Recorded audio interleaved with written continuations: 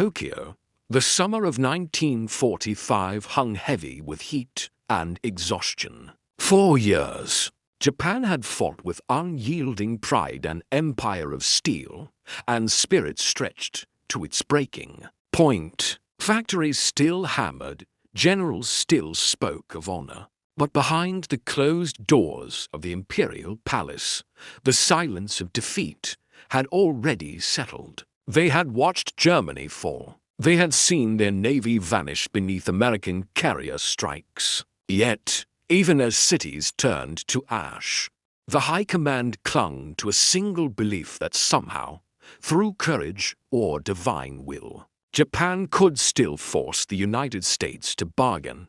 Then came August 6th. A coded message reached Tokyo from Hiroshima. At first, no one understood what it meant. An entire city destroyed, the report said. The officers stared, unmoving. Communications had gone dead. The Army Ministry demanded clarification: how many bombers? What size of raid? The answer never came. Witnesses spoke of a single aircraft. A flash like the birth of a new sun in the war room, the generals argued. Some claimed it was a new type of incendiary bomb. Others whispered the unthinkable, an American weapon beyond imagination. When the scientists confirmed it an atomic device, many refused to believe. Impossible, one admiral muttered. No nation could create such power. But in the next 48 hours, reconnaissance flights revealed a truth even worse. Hiroshima no longer existed. Not destroyed in battle, not bombed in stages erased. The imperial staff stood over photographs that showed nothing but white ruin. Where a living city once breathed, panic began to flicker beneath the surface of discipline. If America had one such bomb, perhaps they had more. Yet some in the High Command insisted Japan fight on. They planned to bleed the enemy on the beaches, to sacrifice everything for an honorable death. Then, on August 9th, the second message arrived from Nagasaki. By that evening, even the most hardened officers could no longer deny what they were facing. 2 cities in 3 days, both obliterated by weapons so powerful that no defense could answer them. The American fleet still advanced. B-29s roamed the skies without challenge. And now, the Soviet Union had declared war. Within the palace, the emperor's advisors gathered in the underground chamber. Air raid sirens echoed above as fires burned through what was left of Tokyo. A general unrolled a map across the table, his hands trembling. "This," he said quietly, pointing to the blackened marks where Hiroshima and Nagasaki had been, "is the end of war as we know it." Someone asked how many such weapons the Americans possessed. No one could answer. The most conservative estimate 10, perhaps 20. Others feared hundreds. The truth was irrelevant. Even one more would be enough. For the first time since the war began, Japan's High Command faced something that no code of honor could confront: total annihilation. Courage, discipline, sacrifice, none of it mattered against the quiet hum of a single bomber that could erase a city in seconds. That night, the emperor broke centuries of tradition and spoke to his ministers directly. His voice, calm and measured, carried the weight of generations. "If we continue," he said, "our people will cease to exist." The generals bowed in silence. Pride fought with terror inside each of them. They had prepared for invasion, but not for extinction. And in that moment, they finally understood what the Americans had unleashed: not just a weapon, but a message. Resistance was no longer possible. Outside, the night sky glowed faintly red from the burning capital. The empire that once dreamed of endless victory now stood on the edge of nothing.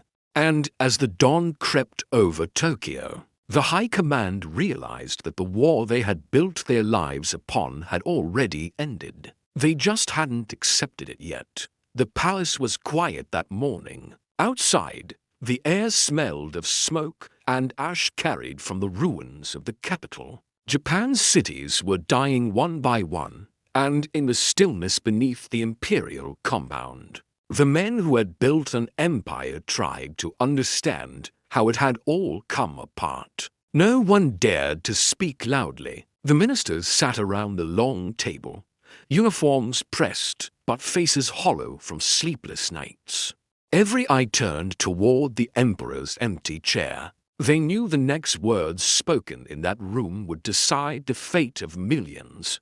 General Anami stood, his uniform streaked with ash from the night's bombing. "We can still fight," he said quietly. "The spirit of the people cannot be destroyed by machines." But his voice cracked at the end. Across from him, Foreign Minister TTG leaned forward. "Spirit cannot stop what happened in Hiroshima or Nagasaki. We will have no people left to defend." Anami's fists clenched. For a moment, the room fell into tense silence. Honor against reality. At last, the door opened. The emperor entered, dressed simply, his face unreadable. Everyone rose and bowed so low their foreheads nearly touched the floor. When he spoke, his voice was calm, but there was something final in it, something that made every man there look away. "The war situation," he said, "has developed not necessarily to Japan's advantage." No one moved. Those words, the quiet admission of defeat, fell like a blow harder than any bomb. The emperor looked down at the map. Red markers showed the American forces closing in on Kyushu, the last line of defense. He touched one lightly.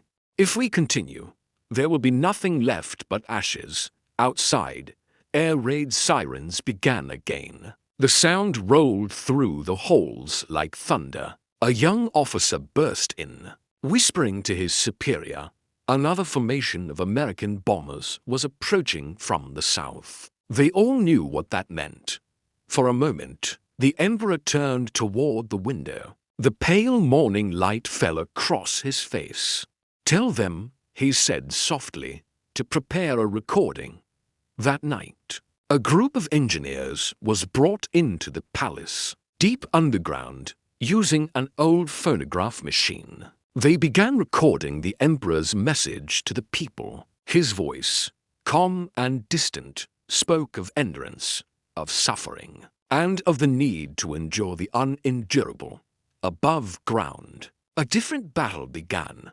A faction of desperate officers refused to accept surrender. They called it treason, claiming the emperor was being misled. They gathered troops, planning to seize the palace and destroy the recording before it could be broadcast. In the flickering torchlight, soldiers loyal to the coup marched through the darkened streets of Tokyo, determined to keep fighting. Inside the palace, guards stood at their posts, rifles shaking in their hands. They had sworn loyalty to the emperor, but their comrades outside called them cowards. The night was filled with confusion, brother against brother, duty against survival. Just before dawn, the coup collapsed. The conspirators were surrounded and ordered to lay down their arms. When news reached General Anami, he bowed deeply to his aides, spoke a single word, "Forgive," and took his own life. As the sun rose on August 15th, the emperor's recording was played across the nation, in homes, in factories, in the shattered remains of schools. The people of Japan gathered around their radios. Many wept, others sat motionless, unable to understand. For most, it was the first time they had ever heard his voice. He spoke not of defeat, but of the need to preserve civilization itself, to pave the way for a grand peace. He said, "We must endure what cannot be endured." In that moment, Japan surrendered not just as a military power, but as an idea. The generals who once believed in divine victory now bowed their heads in silence. Across the Pacific, American troops who had trained for a deadly invasion received a different message. The war was over. In the camps and on the decks of battleships, men stared at the news bulletins in disbelief.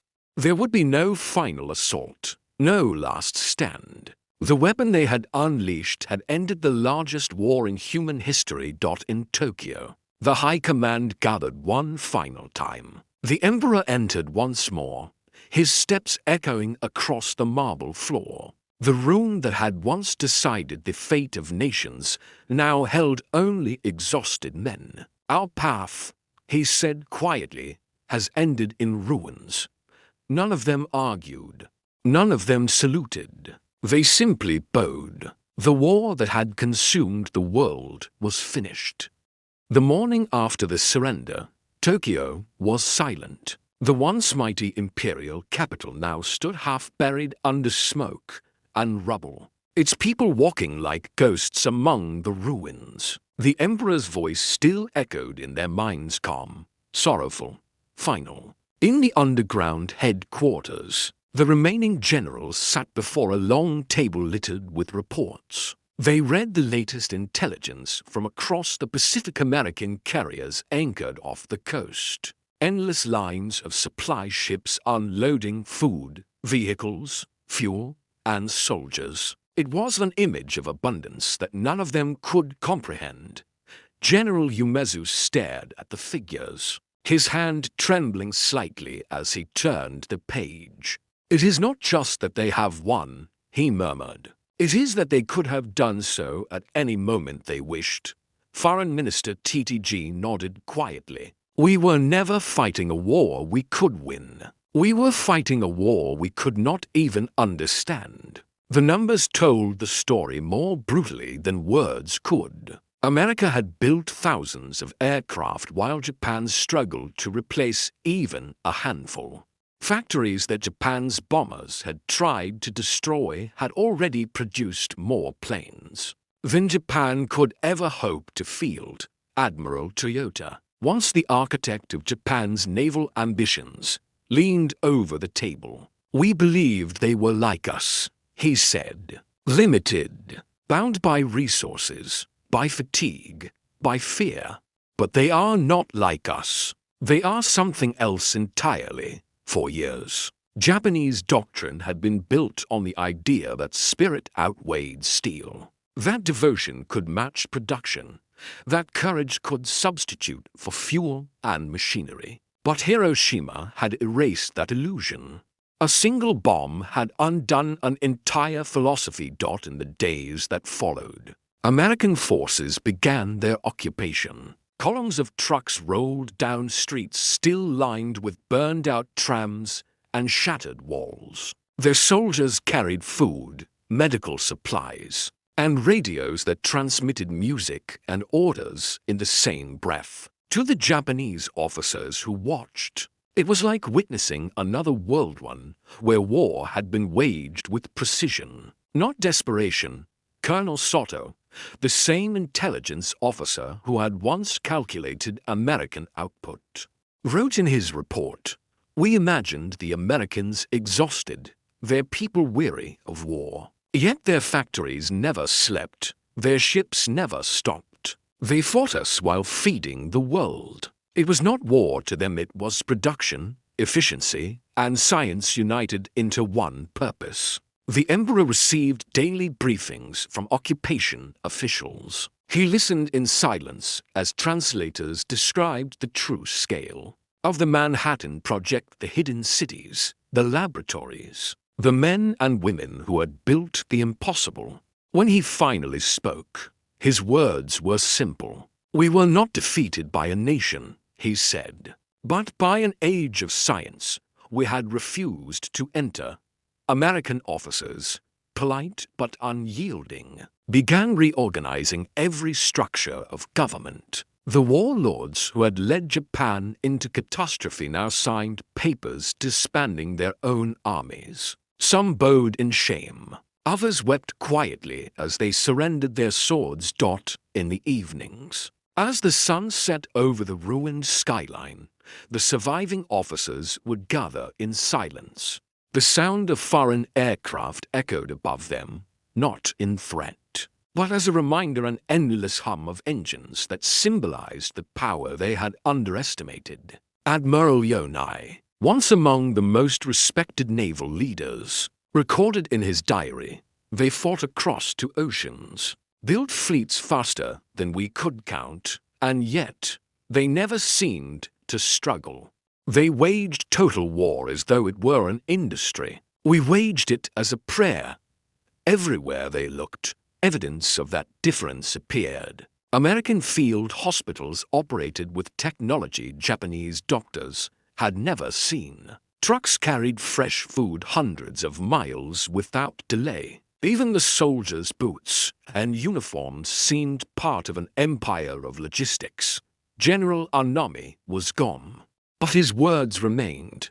The spirit of the nation will prevail. Yet, as Japan's leaders walked through the ruins of their cities, that spirit now had to face something larger than defeat. It had to face reality. By the end of 1945, American statistics became public. They revealed that the United States had produced enough tanks, planes, and munitions to fight not one, but several wars at once. Japan's total wartime production was a fraction, a mere shadow of what America had achieved, while maintaining a civilian economy untouched by hunger. It was then the High Command truly understood. The war had never been a contest of equals. It had been a collision between 2 worlds, one ancient, driven by faith and sacrifice, and another powered by science, industry, and unimaginable scale. Colonel Sato's final assessment, submitted to the new government, contained a single line that captured the heart of their realization. "We fought believing the enemy shared our limits, but they did not. We prepared for a war of men. They fought a war of machines, and they had more men than machines combined." And so the empire that had risen through fire and ambition ended in silence. The flags were lowered, the swords laid down, and the generals who had once dreamed of victory stood humbled before the truth. They had not been defeated by lack of courage or strategy or will. They had been defeated by a civilization that had mastered the power of creation itself. The months after the surrender were unlike anything Japan had ever experienced. The empire that had ruled through discipline and silence was now listening to American voices, to English words spoken over radios, to new orders delivered not as threats, but as instructions for rebuilding everywhere. The Americans arrived not as conquerors, but as engineers. Their uniforms carried no arrogance, only efficiency. Trucks rolled into shattered cities loaded not with weapons, but with food and medicine. The same hands that had once dropped bombs now built bridges and hospitals. To the remaining Japanese officers, it was incomprehensible. Colonel Sato watched the occupation unfold and wrote, "Their power does not rest only on machines. It rests on the ability to create. They destroy and rebuild with the same precision. We fought to preserve a dying world. They fight to build a new one. The Americans brought cameras, scientists, and administrators. They took measurements, studied ruins, and calculated radiation with an ease that seemed alien. The Japanese engineers who accompanied them noticed the same thing again. And again, every American instrument, every device, every process was part of a vast, invisible system. Nothing was improvised. Nothing was uncertain. At the war's end, when Japanese scientists were allowed to study the details of the Manhattan Project, the truth hit harder than any bomb. The project had not been the work of a few men, but of an entire nation working in unison. Thousands of scientists, tens of thousands of workers, entire cities hidden in the desert. Each one focused on a single purpose Admiral Toyoda, now a quiet advisor under occupation supervision, read the technical reports in disbelief. They built entire worlds, he whispered, just to create one weapon. And then, he added, almost to himself, we never even imagined that possible. Foreign Minister Shigemitsu, who signed the surrender aboard the USS Missouri, visited American bases months later. What he saw there stayed with him for the rest of his life. Endless rows of planes, ships, vehicles, supplies stretching farther than the eye could see. Even after conquering half the world, America's war machine showed no signs of exhaustion. He later wrote in his diary, "They showed us their strength without words, not through pride, but through the quiet order of their presence. We were not defeated by one army, but by an entire civilization that could turn its ideas into power faster than we could comprehend them." By early 1946, Japanese officers were given access to American war production records. For the first time, they saw the real numbers. Factories that had produced thousands of aircraft a month, shipyards that launched a new carrier every few weeks, entire logistics chains that reached from Chicago to Okinawa without ever breaking. The reports stunned them into silence. The empire had fought with everything it had, every ounce of metal, every drop of fuel, every trained pilot, and yet it had never even touched the edges of American capacity. Prime Minister Suzuki, now an old man under American watch, said it plainly in an interview years later. We imagined they chose between comfort and war, between consumption and production, but they never chose. They built everything, guns and butter, bombs and bridges. We thought they would break. They only grew stronger, and that was what truly frightened Japan's high command. Not just the weapon that had ended the war, but the realization that America had not fought with desperation. They had fought with confidence. The atomic bomb was not their final act. It was simply proof of what they had been capable of all along. General Umezu, before his death, told an occupation historian, "The bomb was not our defeat. It was the revelation of our defeat. The moment we understood that this war had ended long before Hiroshima, perhaps even before Pearl Harbor, the occupation continued, and so did the quiet education." Japanese engineers toured American factories, saw machines that produced machines, production lines that never stopped, people working not through command but through coordination. The difference between the two nations had never been clearer. The Americans had built an empire on innovation. Japan had built one on obedience. One created, the other endured. Only one could survive in the modern world. By 1947, when the last interviews were conducted with Japan's former military leaders, their reflections all sounded the same, haunted, honest, and filled with reluctant admiration. "We believed democracy made them weak," Admiral Yonai said. "But democracy made them infinite." And Colonel Sato's final report, written for the new Japanese Defense Bureau, captured the truth that none of them could deny. "We fought with faith. They fought with knowledge. And knowledge does not tire, it does not age, and it does not die. It only multiplies. The old world, the world of empires, honor, and sword had ended not with a final battle, but with the flicker of an atomic light that revealed the dawn of a new age.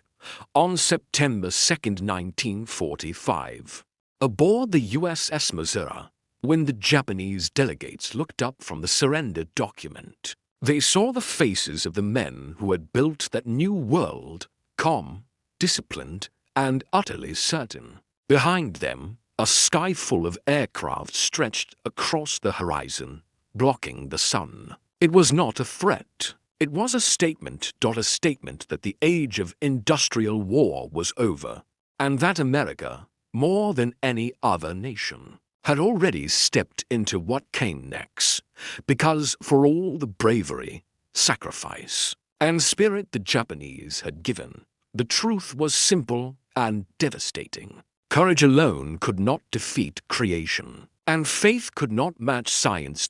As the last echoes of war faded from Tokyo, the surviving officers finally understood what American power truly meant. It was not about numbers. It was not about might. It was about possibility, limitless, relentless, and utterly unstoppable. And in that understanding, Japan entered a new era. The age of war had ended. The age of rebuilding had begun.